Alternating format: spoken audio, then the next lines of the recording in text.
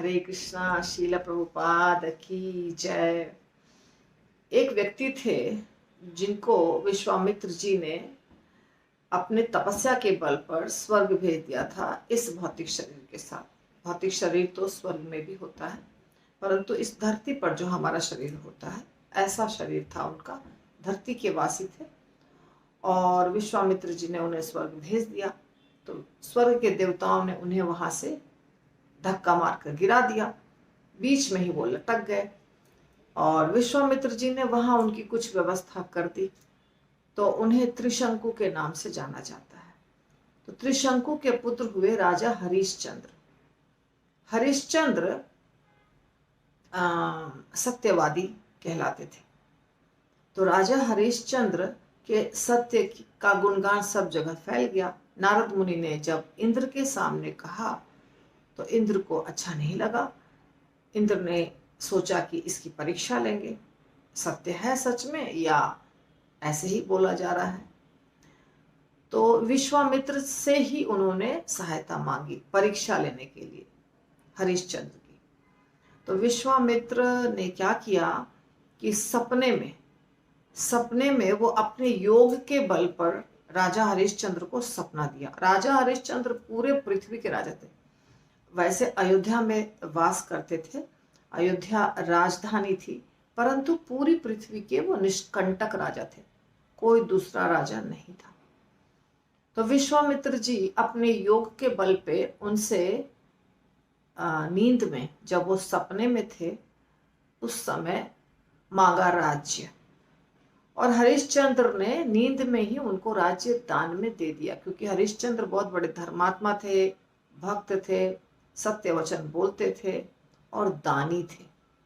सपने में दान में दे दिया। जब नींद खुली तो देखा कि विश्वामित्र जी आए हुए हैं और बोल रहे हैं कि तुमने मुझे रात को सपने में दान में दिया है तुम्हारा राज्य, तो अभी मैं लेने आया हूं उसको। प्रॉपरली फॉर्मली कहते हैं ना वो। तो हरिश्चंद्र ने ये नहीं बोला कि मैंने तो सपने में दिया था, सपने के बाद का तो कोई कीमत नहीं है, सपने में तो व्यक्ति कुछ भी करता है। उन्होंने कहा ठीक है, मैंने आपको सपने में दिया, आपको अब मैं प्रॉपरली राजगद्दी देता हूं। तो विश्वामित्र जी को हरिश्चंद्र ने राजा का पद दे दिया, सब कुछ दे दिया। जब सब कुछ दे दिया तो विश्वामित्र जी ने कहा आपने दान में मुझे सब कुछ दे दिया, पर जब राजा कोई भी व्यक्ति दान में ब्राह्मण को कुछ देता है तो उसके साथ एक दक्षिणा भी दिया जाता है। दक्षिणा के रूप में कुछ हम लोग देते हैं ना, पहले कुछ यज्ञ कराते हैं, उसका हम फीस देते हैं या जो भी समझिए, और फिर हम थोड़ा सा 101 रुपया ऐसा कुछ देते हैं, तो उसको कहा जाता है दक्षिणा। तो राजा के पास तो अब कुछ भी नहीं रहा। तो राजा सोचे कि मैं अपनी पत्नी और बच्चे के साथ, पत्नी का नाम था शैव्या और बच्चे का नाम था रोहिताश्व। तो रोहिताश्व और शैव्या के साथ हम चले जाएंगे काशी, क्योंकि राजा तो मैं नहीं रहा, पूरी पृथ्वी तो अब हो गई है विश्वामित्र की, परंतु काशी को पृथ्वी का हिस्सा नहीं माना जाता है। वो शिव जी के त्रिशूल के ऊपर, त्रिशूल के नोक के ऊपर स्थित है काशी। तो वहां अगर रहूंगा तो कुछ भी अपराध नहीं होगा कि मैंने दान दे दिया और फिर उसी दान के हिस्से में मैं रह रहा हूं। तो ऐसा सोच करके वो काशी जाने के लिए तैयार थे। परंतु विश्वामित्र ने कहा दक्षिणा दीजिए। तो अब दक्षिणा के लिए तो कुछ है ही नहीं। फिर भी राजा थे ये सत्यवादी, धर्मनिष्ठा, धर्म के ऊपर चलने वाले। तो हरिश्चंद्र ने अपने पत्नी को एक ब्राह्मण के घर बेच दिया। बेचने का मतलब नौकरानी की तरह उनकी पत्नी को रहना पड़ा। जैसे बेचा तो कुछ धन मिला, तो धन मिला तो वो धन उन्होंने विश्वामित्र को दिया दक्षिणा के रूप में। और पत्नी नौकरानी की तरह झाड़ू पोछा बर्तन कपड़ा घर का जितना काम है वो करने के लिए चली गई। साथ में पुत्र भी चला गया रोहिताश्व। पर विश्वामित्र जी संतुष्ट नहीं हुए उतने दक्षिणा से। उन्होंने कहा ये तो बहुत कम है, इतना में कैसे होगा, दक्षिणा तो बहुत, आपने इतना बड़ा राज्य दिया है तो दक्षिणा भी उसके अनुसार होना चाहिए। तो विश्वामित्र जी के दक्षिणा को पूरी करने के लिए राजा हरिश्चंद्र ने अपने आप को भी बेच दिया। तो अपने आप को कहाँ बेचा, एक चांडाल के पास। चांडाल क्या करता है, चांडाल ना जब कोई व्यक्ति किसी के घर में मर जाता है तो उसे श्मशान भूमि ले जाया जाता है जलाने के लिए। तो श्मशान भूमि जो होती है वहां पे जो भी वहां पे रूल्स रेगुलेशंस हैं उसको चांडाल देखभाल करता है, उसकी लाइक सिक्योरिटी गार्ड, और टैक्स वसूल करता है। मुफ्त में जलाने नहीं दिया जाता है। वहां अगर गए तो वहां आपको कुछ टैक्स देना पड़ेगा, फिर आप अपने डेड बॉडी को अपने घर के जो भी व्यक्ति हैं जिनकी अर्थी निकली है उसको जला सकते हैं। तो चांडाल के घर नौकरी जब किया, चांडाल के घर अपने आप को बेच दिया तो अब करना ही पड़ेगा काम। तो चांडाल ने राजा हरिश्चंद्र को श्मशान भूमि में बिठा दिया। जितने लोग आएंगे, जितने शव जलेंगे, सबसे टैक्स लेना है तुम्हें और टैक्स वसूल करके मुझे देना है। राजा हरिश्चंद्र ने सोचा कि हमें कुछ नहीं, हमें तो सिर्फ धर्म के रास्ते पर चलना है और भगवान की इच्छा। कभी महल में रखा तो वो भी ठीक है, अभी श्मशान भूमि में रखा तो वो भी ठीक है। तो श्मशान भूमि हो या महल हो, भक्त के लिए बराबर है। जो व्यक्ति, ध्यान देकर सुनिएगा और समझिएगा, जो व्यक्ति इस पूरी सृष्टि को भगवान का मानता है कि ये पूरी सृष्टि भगवान की है, उसको हर जगह भगवान दिखाई देता है, कण कण में। उसको तो श्मशान भूमि में भी भगवान दिखाई देंगे, महल में भी भगवान दिखाई देंगे। उसको कहीं डर भी नहीं लगता है, क्योंकि ये श्मशान भूमि भी तो कृष्ण का है, यहाँ भी तो कृष्ण है, नदी में भी तो कृष्ण है, हर जगह तो कृष्ण है। तो किस बात का डरना, जो होना होगा यहाँ भी हो सकता है, घर में भी, महल में भी, जंगल में भी, झोपड़ी में भी, कहीं भी। ये है शुद्ध भक्त के सोचने का तरीका, दृष्टिकोण। तो हरिश्चंद्र को कुछ भी बुरा नहीं लग रहा था। वो आराम से श्मशान भूमि में सेवा करने के लिए चले गए, जो पूरे पृथ्वी के राजा थे। और उनकी पत्नी अब उस ब्राह्मण के घर में झाड़ू पोछा बर्तन कर रही थी। और झाड़ू पोछा बर्तन कपड़ा करने के बाद भी पैसा तो मिलेगा नहीं, क्योंकि बिक चुकी है ना, बिक कर आई है। ऐसा नहीं कि नौकरी कर रही है और हर महीने उसको सैलरी मिलेगी। एक बार बेच दिया तो बस अब पूरा जीवन उसको उसकी सेवा करनी है। ये होता है बिकने का मतलब। राजा हरिश्चंद्र को भी सैलरी नहीं मिलेगी, उनकी वाइफ को भी नहीं मिलेगी, शैब्या को। तो शैब्या जब वो कर रही थी झाड़ू पोछा बर्तन, तो छोटा बच्चा जो उनका था रोहिताश्व, वो भी माँ के साथ साथ जो भी करता था, वो भी, उसको भी बहुत डांट लगती थी। ब्राह्मण जो थे उसको भी डांटते थे, छोटे बच्चे को भी डांटते थे, उसको भी बोलते थे सेवा करने के लिए। और बेटा सेवा करता था, छोटा बच्चा। हालांकि वो तो नहीं बिका था, वो तो साथ में आया था, बिकी तो थी माता, पर फिर भी वो सेवा करता था।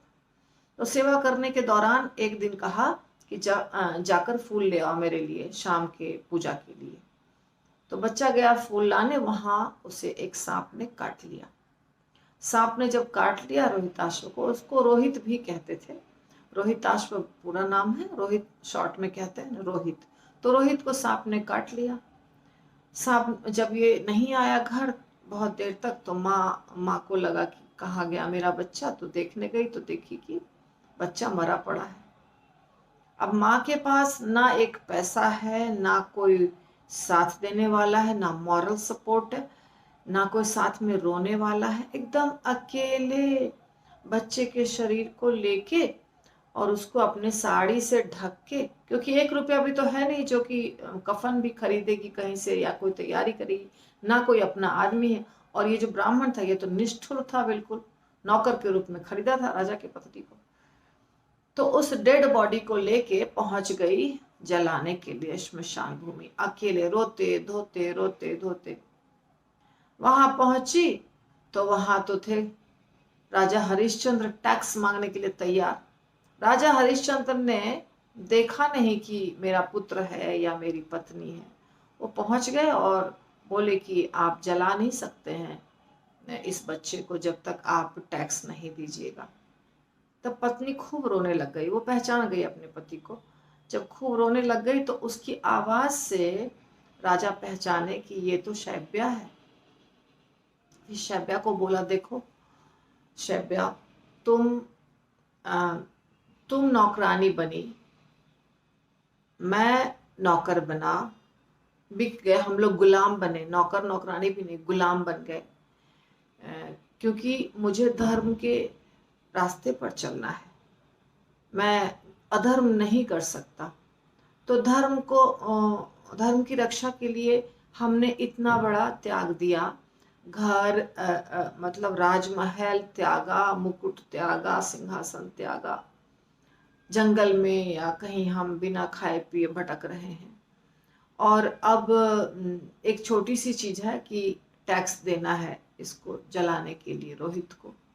तो उसके लिए तो मैं धर्म का त्याग नहीं कर सकता हूं ना, तुम मेरा साथ दो। और रोने लग गई रानी कि अब हम क्या दें। उसने बोला कि अपने पति से, रोहित हरिश्चंद्र से, कि मेरे पास दूसरी साड़ी नहीं है, एक ही कपड़ा है बस जो पहनती हूँ। और कोई अगर मेरे पास कोई दूसरी पुरानी साड़ी भी होती ना तो मैं आपको टैक्स में वो साड़ी दे देती। और मेरे बच्चे के शरीर पर कफन भी नहीं है, जो कपड़े में वो है उसी कपड़े में मैं उसको जला रही हूँ, ढकने के लिए कुछ नहीं है। तो अब तो दया कीजिए। तो राजा ने कहा कि कैसे दया कर सकता हूँ, ये मेरा धर्म है कि मैं तुमसे टैक्स लूं। चांडाल जो हैं, जो मेरे मालिक हैं, उन्होंने मुझे ये आज्ञा दी है, किसी भी व्यक्ति के शव को बिना टैक्स लिए नहीं जला सकते हो। तो शैब्या ने अपना साड़ी जो पहनी हुई थी उसी साड़ी का आधा टुकड़ा करने लग गई और बोला कि ये साड़ी का ही आधा मैं लपेट के जी लूंगी, आधा आप टैक्स के रूप में ले लीजिए। जब वो साड़ी फाड़ने लगी तो विष्णु भगवान प्रकट हो गए।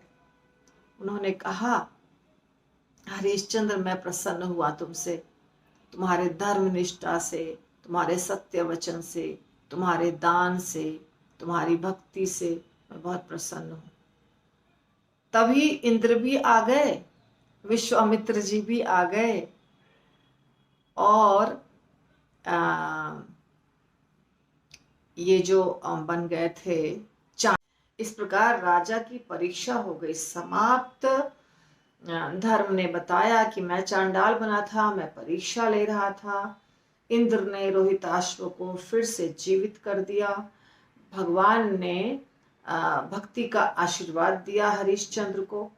इंद्र ने कहा कि आप हमारे साथ स्वर्ग चलिए। हरिश्चंद्र ने कहा कि मैं कैसे जा सकता हूँ स्वर्ग, मेरी प्रजा इतने दिनों से दुखी है, मुझे उनकी देखभाल करनी है। इस पर इंद्र ने कहा कि आपकी प्रजा के तो कर्म अलग अलग हैं और आपके कर्म इतने अच्छे हैं कि आप अनंत काल तक हमारे धाम में अर्थात स्वर्ग लोक में रह सकते हैं। राजा ने कहा, तो फिर मेरे सारे कर्म दे दीजिए मेरी प्रजा को, उन सब को ले जाइए स्वर्ग और उनके सारे पाप मुझे दे दीजिए, मैं उनके पाप को भुगतूंगा। नरक में भी दे देंगे तो भी मुझे कोई दिक्कत नहीं, मैं नरक भी जाऊंगा। इस पर इंद्र ने सबको, राजा के इस उदारता के कारण सबको, जितने अयोध्यावासी थे और उनकी पत्नी और राजा, सबको लेकर के गए स्वर्गलोक। पूरा अयोध्या खाली हो गया। विश्वामित्र जी ने फिर से अयोध्या को बसाया और रोहिताश्व को, जो उनका पुत्र था, वहां का राजा बनाया, सिंहासन पर उनको बैठाया और फिर से राजपाट चलने लगा। तो हमने इस कथा से सीखा कि राजा हरिश्चंद्र कितने धर्मनिष्ठ थे, सत्यवादी थे, अपने कर्तव्य का पालन करने वाले थे और ईमानदार थे। चाहे पत्नी हो चाहे पुत्र हो, जहाँ पे कर्तव्य का पालन करना है वहाँ पे कर्तव्य का पालन करना ही है। तो ये सब शिक्षा हमें मिलती है इनके कथा से सीखने को कि हम भक्ति में हैं तो हमें राजा हरिश्चंद्र की तरह तो नहीं संभव है, पर कुछ हद तक तो पालन करना चाहिए इन चीजों का। श्रील प्रभुपाद की जय।